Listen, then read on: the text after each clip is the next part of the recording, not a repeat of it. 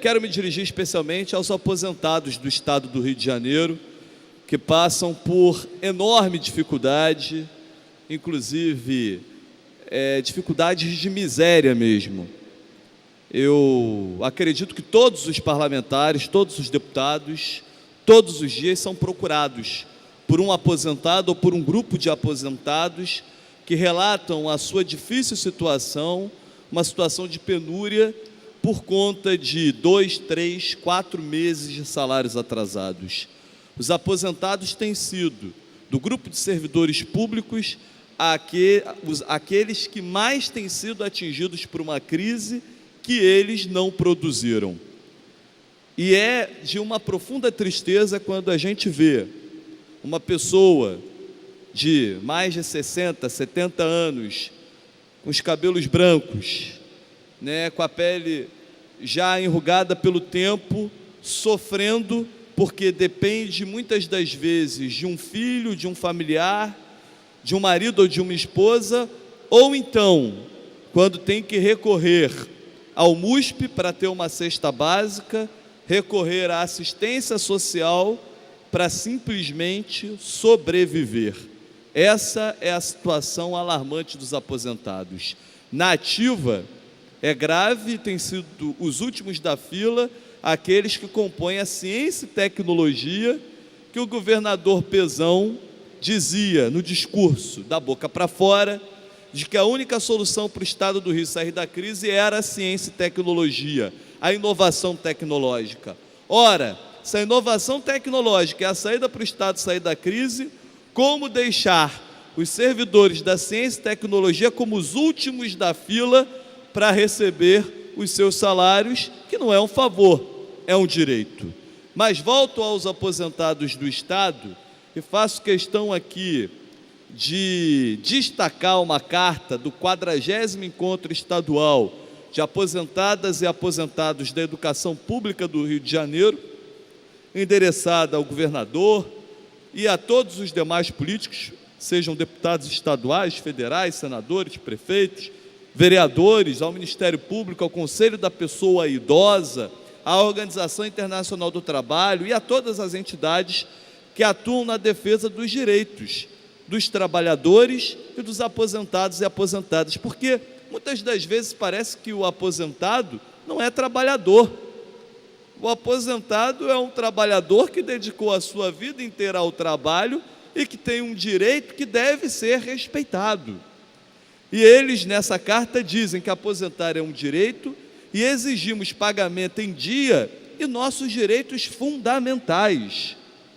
E apresentam questões relevantes, dizem eles, para as nossas vidas e, ao mesmo tempo, reivindicar uma solução para a situação que estamos vivendo, não somente na rede estadual, mas em todos os demais setores, em todos os municípios deste estado. Os serviços essenciais à população têm sido utilizados como eixos centrais em campanhas eleitorais, e dentre eles destacam sempre a educação, saúde, segurança. Diz a carta, trabalhamos durante todo o nosso período laboral e rezam as leis em nosso país que o trabalho escravo foi abolido. Portanto, ao trabalho realizado é dever pagar o justo salário com um calendário previamente definido. O Estado do Rio de Janeiro definiu um calendário em que as pessoas deveriam receber no 10º dia útil, que já para mim configura um absurdo.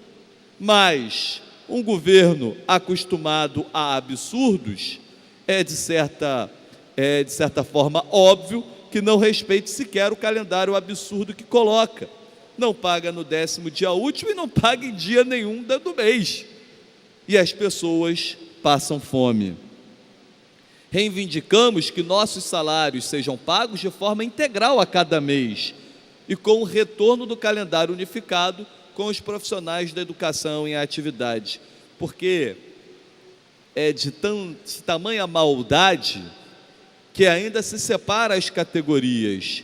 Os servidores da ativa recebem através do Fundeb, que até pouco tempo o governo dizia que o Fundeb não podia ser utilizado para pagar salários ou para fazer aumento de salários ou pagamento de gratificações, mas agora tudo pode.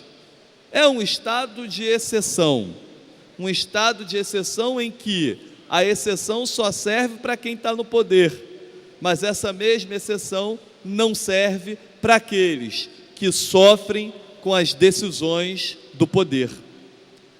Os argumentos utilizados em nome da crise econômica têm colocado os servidores em situações dramáticas, quando os salários não são pagos ou são parcelados.